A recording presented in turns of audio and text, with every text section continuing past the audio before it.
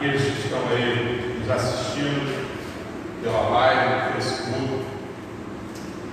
É privilégio podermos estar hoje aqui realizando esse culto, porque sabemos que em outros estados isso não está sendo possível ainda.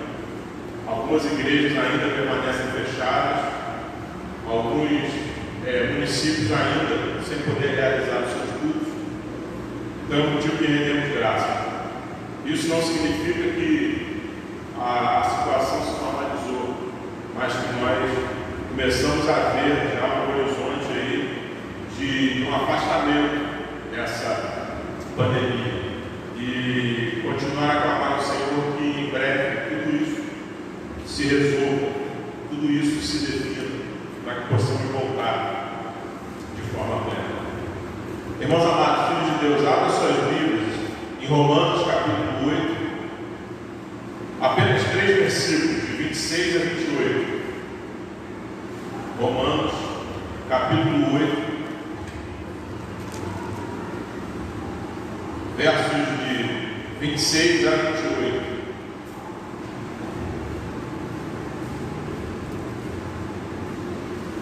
Mesmo sentado, vamos fazer a leitura desse texto. Também o Espírito semelhantemente nos assiste em nossa fraqueza, porque não sabemos orar como convém, mas o mesmo Espírito intercede por nós sobremaneira, com gemidos inexprimíveis. E aquele que sonda os corações sabe qual é a mente do Espírito, porque segundo a vontade de Deus é que ele intercede pelos santos. Verso 28. Sabemos que todas as coisas cooperam para o bem daqueles que amam a Deus, daqueles que são chamados segundo o seu propósito. Vamos orar mais uma vez, em nome de Jesus. Senhor, te rendemos graça mais uma vez. A tua palavra aqui, Senhor, foi lida, e que o teu Santo Espírito use, meu Pai, conforme o teu santo querer, para que eu fale tão somente acerca de ti, para que a tua palavra possa penetrar mente, corações, trazer, Senhor, paz, trazer esperança e trazer um renovo de fé, no nome de Jesus. Amém. Irmãos, eu quero começar a ver esses 3 versículos com vocês, do 28 para cima, tá? Nós vamos voltar a ler o 28, porque essa semana eu fiquei pensando nesse trecho, nesse verso 28. Eu fiquei imaginando como a gente pode colocar só esse verso 28 no primeiro momento em prática hoje, em prática nesse momento. Quinta-feira passada nós comentamos aqui, já passamos de 73 dias de isolamento, ou de quarentena, ou de convívio mais intenso familiar. Mas aí quando eu me detive nesse versículo especificamente, eu quero que você olhe assim como eu leio. Paulo diz que sabemos que todas as coisas cooperam. E eu quero parar aí. Todas as coisas cooperam. Tempo de pandemia, tempo de isolamento, tempo de desemprego, tempo de depressão, tempo de aumento de violência, enfim, tudo tem contribuído nesse momento. Mas o apóstolo Paulo, quando escreve aos irmãos da igreja de Roma, aos romanos, ali naquele contexto existiam problemas, existiam dificuldades, existiam desafios, e ele mesmo assim escreve: sabemos que todas as coisas cooperam. E o que seria cooperar?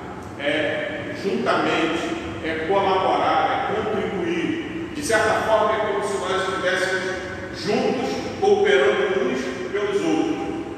Alguém definiu também certa vez cooperador como aquele que não tem a intenção de ser o primeiro. Todas as coisas cooperam para o bem. Às vezes a gente liga a televisão, ou hoje mais ainda a rede social, e nada do que a gente ouve ou assiste tem cooperado para o bem. Como é bom, como é proveitoso hoje, eu acho que a gente, de março para cá, nós tivemos um divisor, né? Existem algumas estatísticas existem alguns estudos, mas a grande questão é, as lives, as gravações, as transmissões ao vivo, elas estão expandindo a palavra do Senhor. Eles estão permitindo que o Evangelho penetre de alguma forma em algum canto, em qualquer canto do mundo. O apóstolo Paulo, esse que escreveu essa carta, quando esteve preso por muito tempo, ele diz que ele estava preso, mas o Evangelho, mas a palavra de Deus não. Ele continua a pregar, ele continua a estudar, ele continua a ensinar, mesmo passando por privações. E a privação dele naquela época era a prisão. E ele continua: todas as coisas cooperam para o bem daqueles que amam a Deus. E aí, no meio aqui da nossa liturgia, nós ouvimos João 3,16, porque Deus amou o mundo. Que amor é esse? Como nós temos devolvido, como nós temos transmitido, como nós temos demonstrado esse amor que Cristo teve por nós, quando se entregou lá na cruz do Calvário, quando ele, convicto plenamente de que estaríamos aqui hoje. Se você olhar o salmista, lá no Salmo 139, Deus já diz que nos conhecia antes da fundação do mundo. Jesus sabia que nós estaríamos hoje aqui. Jesus sabia que essa questão da quarentena, que essa questão do vírus, viria. Você pega lá os evangelhos, você vai ver o princípio das dores. Tudo isso já tinha sido dito pelo Senhor lá atrás. A grande questão hoje, nesse momento, 2020, hoje é o último, 31 de maio de 2020, como nós temos reagido, como nós vamos reagir daqui para frente. Alguém falou um dia desse: mas aumentou o desemprego. Sim, mas nós já tínhamos o desemprego lá atrás. Ele só, vamos dizer assim, inchou mais pessoas desempregadas. A grande questão hoje é como nós, Igreja do Senhor, povo de Deus, nos comportamos ou reagimos diante dos problemas, diante das dúvidas, diante dos anseios, diante das dificuldades desse período. E aí Paulo diz: daqueles que amam a Deus. Como nós temos amado a Deus nesse tempo? Amar a Deus não significa que nós vamos colocar uma camisa, estampar a camisa, ou que nós vamos fazer uma grande bandeira, vamos sair pela rua, balançando essa bandeira, não. Mas amar a Deus de forma confiada. Quando nós amamos alguém, nós confiamos plena e cegamente. O maior exemplo, eu sempre digo isso, o maior exemplo, pelo menos na minha visão, e eu já ouvi alguns também caminhar por essa linha, o maior exemplo de amor de Deus para com o mundo, quando Ele dá Jesus, o maior exemplo hoje são as mães. São as mães. Triste sabermos que ainda temos algumas mães abandonando seus filhos por vários motivos. Eu não vou tecer aqui uma crítica social, vários motivos, mas a grosso modo, a transmissão, a demonstração de amor maior é da mãe pelo seu filho, ou da mãe pelos seus filhos. É o exemplo do amor, um pouco do exemplo do amor de Deus para conosco. Mas Paulo diz que daqueles que amam e daqueles que são chamados segundo o seu propósito. Eu queria que você pensasse, não precisa me responder, pensa aí. Nós fomos chamados, você foi chamado para qual propósito? Para qual finalidade? Para qual objetivo? Paulo coloca aqui daqueles que o amam e daqueles que fomos chamados. Pastor, está muito difícil, está muito complicado nesse tempo, eu sei. Alguns costumam pensar que a igreja do Senhor ela não é atingida por tudo isso. Sim, nós somos, mas não vamos ser aqui super crentes e dizer que não afeta. Mas a grande diferença entre nós e aqueles que ainda não se achegaram, aqueles que ainda não amam a Deus como nós amamos, é que nós estamos com Jesus. Jesus está conosco, Jesus está no barco, Jesus está na casa, Jesus está na mesa, Jesus está na escola, Jesus está na faculdade, Jesus está no relacionamento. Nós não estamos sozinhos. Nós temos aproveitado esse tempo de uma forma talvez errada, talvez. Eu tenho falado para todo mundo, tente buscar, tente se alimentar. no aspecto da leitura da Bíblia. Porque a notícia ruim já tem um monte. Já tem um monte. Se você não precisa nem mais ligar o celular na televisão. É só você ouvir a vizinhança ou você ir na rua em algum momento. Então, busque se alimentar da palavra do Senhor. Mas eu quero que você destaque nesse verso 28 que Jesus diz assim: aqueles que amam e daqueles que são chamados. E que você pense, amanhã é dia 1º de junho, né? Mais um mês se inicia, mais uma oportunidade dada por Deus. Qual é o seu propósito? Qual é o nosso propósito? Por que nós estamos atravessando esse momento? Qual a finalidade? Como nós vamos sair do futuro? E aí eu quero abrir um parênteses agora, antes da gente passar para o verso 27. Parando para pensar um pouco na história do Antigo Testamento, eu sempre gosto de fazer um paralelo, trazendo um pouco para nós hoje, tentando linkar um com o outro. Época de Noé. Noé foi instruído a construir a arca. Noé foi instruído a dizer ao povo que haveria um dilúvio. E aí as pessoas, diz o relato bíblico, não acreditavam naquilo. Noé começou a construir uma arca num deserto.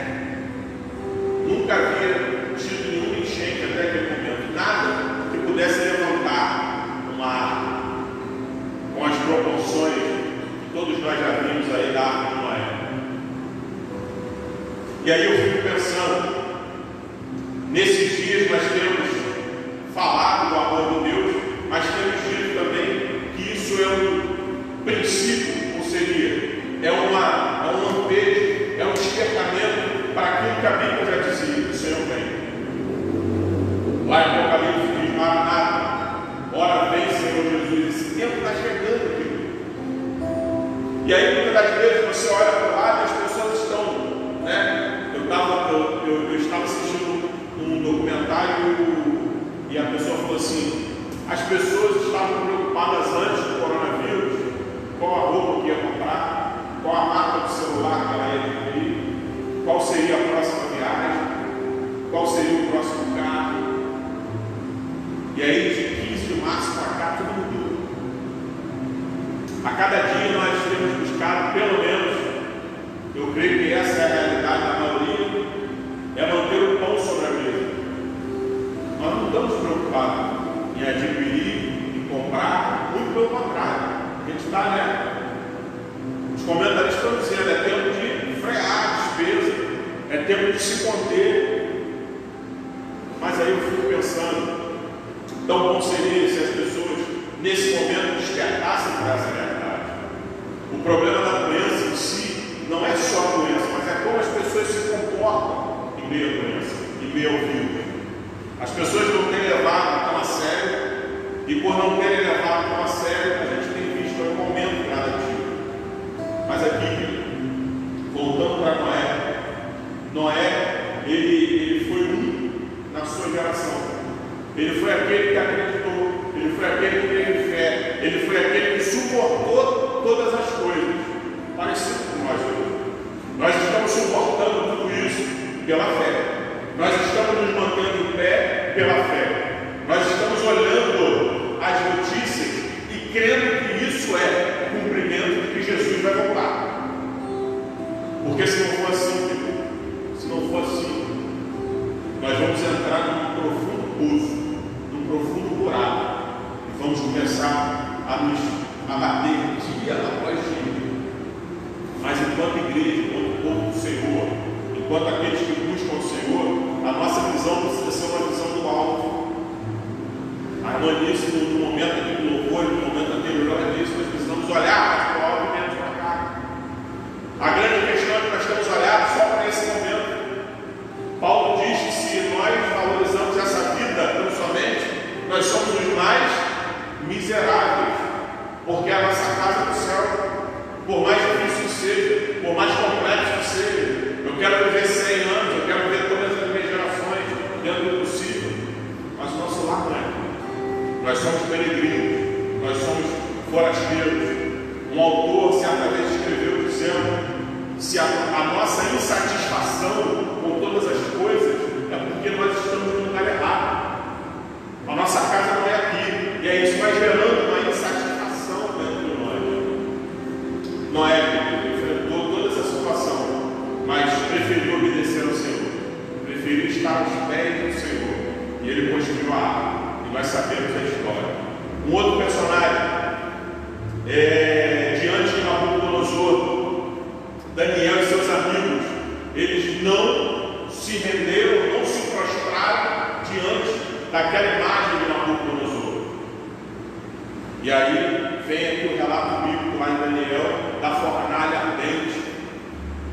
E aquilo ali mexe, né? Quem viu aí na televisão, tenta pelo menos ter uma ideia. Tamanha foi a fé daquele servo do Senhor. A fornalha hoje, talvez, nesse momento agora, a nossa fornalha seja esse momento. Mas aí quando você vai ler o relato, você vê que eles não estavam sozinhos. No meio da fornalha aparecia o quarto homem. E aquele homem não deixou que nada acontecesse a ele no meio da fornalha.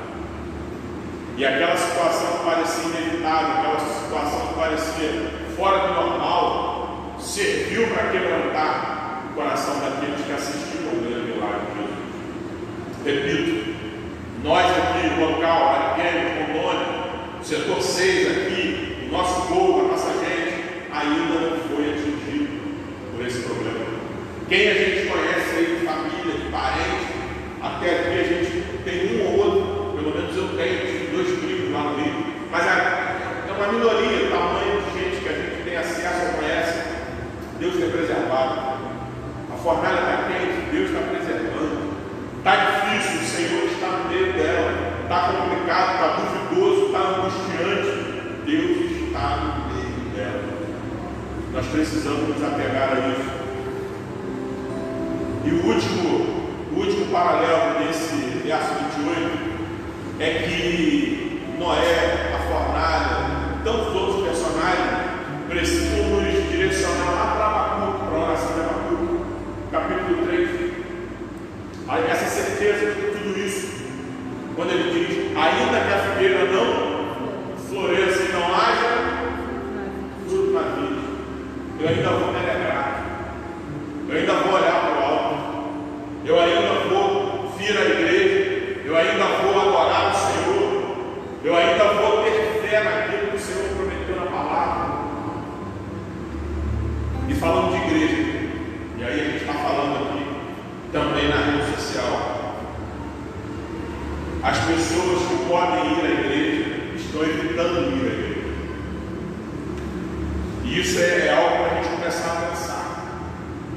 Nós estamos no mundo, fazemos parte do mundo, nos relacionamos, mas num determinado momento eu não preciso, ou eu acho melhor não ir à igreja. Eu vou a qualquer outro lugar, mas não vou à igreja. Isso é pessoal. Ah, pastor, mas igreja, eu faço a minha adoração em casa, ok. Mas se não precisasse estar aqui, cultuando o Senhor, nós poderíamos lá no São Luís. Tão bom, e tão suave, tão agradável, que os irmãos vivam. Não existe união virtual, querido.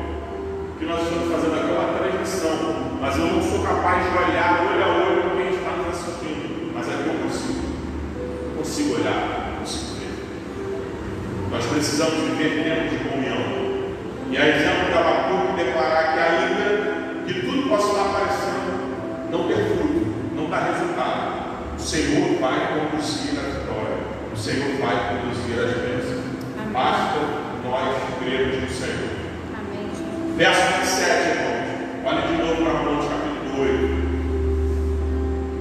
E aquele que sonda os corações sabe qual é a mente do Espírito, porque segundo a vontade de Deus é que Ele intercede pelos santos. Nós não somos capazes de sondar os corações. Eu não consigo sondar o seu coração e nem o seu Deus. Mas a palavra do Senhor nos garante que Ele é o único capaz de sondar o mais profundo dos nossos corações. Os nossos medos, as nossas dúvidas, as nossas angústias, o Senhor conhece. E para que Ele intervenha, para que Ele tire tudo isso, nós precisamos falar com Ele. E essa fala é oração. O melhor a melhor solução para combater tudo isso, não só a doença, mas o que está acontecendo, é a oração. E o povo que tem o maior acesso ao povo que deveria fazer mais uso de oração é a igreja, que são os crentes. E nós sabemos que antes disso tudo, a gente estava vivendo um gráfico, nós estávamos vivendo uma queda muito grande das participações nos encontros de oração. Não só aqui, em todas as igrejas. As pessoas não se preocupam mais em orar.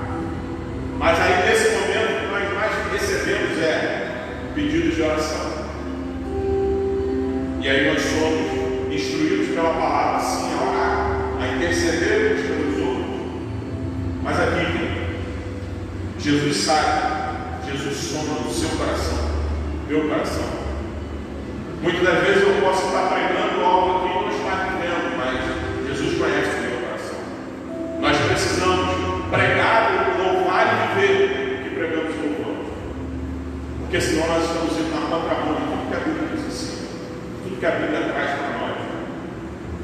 Verso número 26.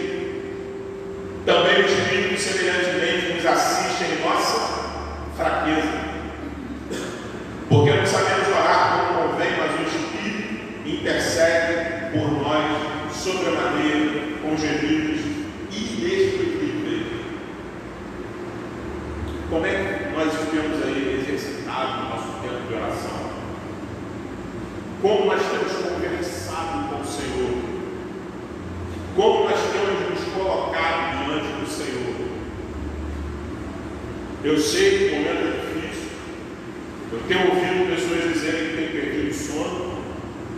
Outros estão já chegando a pontos de síndrome. A gente vai ouvindo tudo e vai juntando. Mas aí eu queria saber como é que está essa vida de oração. Como é que está esse contato? E aí aqui cai uma tendência, me permito dizer isso. Quando a gente ouve assim, não, em determinado lugar, a oração é forte. Opa! Em determinado lugar, aquele obreiro, a oração é forte. Cuidado, cuidado.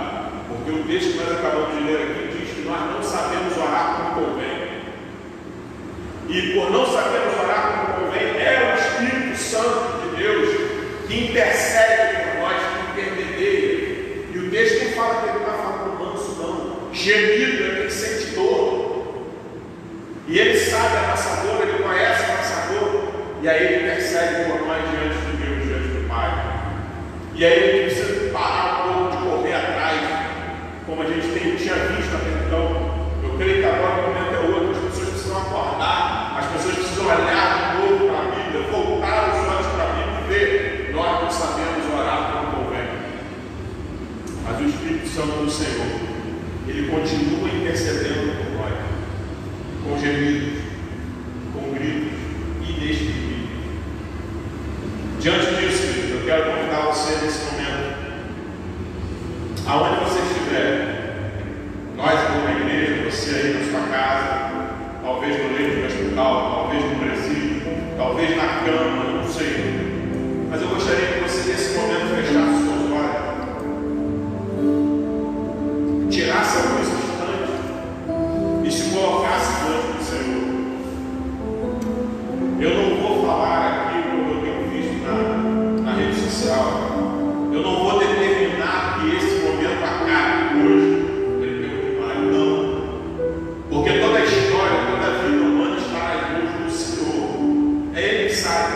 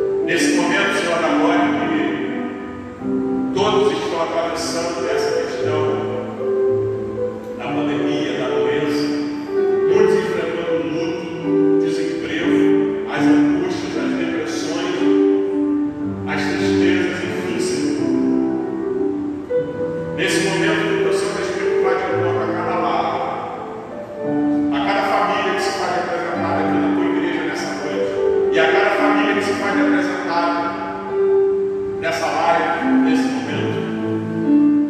Nós estamos nesse momento pedindo em nome de Jesus, Pai, que tu vá de encontro a cada um desses lugares. Senhor da glória, existem pessoas que não estão conseguindo dormir, Pai, e por conta disso estão a cada momento tomando mais e mais remédios. Tenha misericórdia, Senhor. Acalme esse coração, essa vida,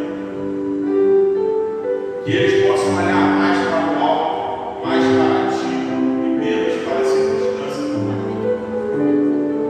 Senhor, que a tua graça bendita continue sobre cada vida, Senhor, para que saímos desse momento fortalecidos por ti, porque tu tem um propósito para todas as coisas, inclusive nesse momento. Então continua conosco, continue a falar aos nossos corações. Nós glorificamos o teu nome mais uma vez e o fazemos no nome de Jesus. No nome de Jesus. Amém, Senhor.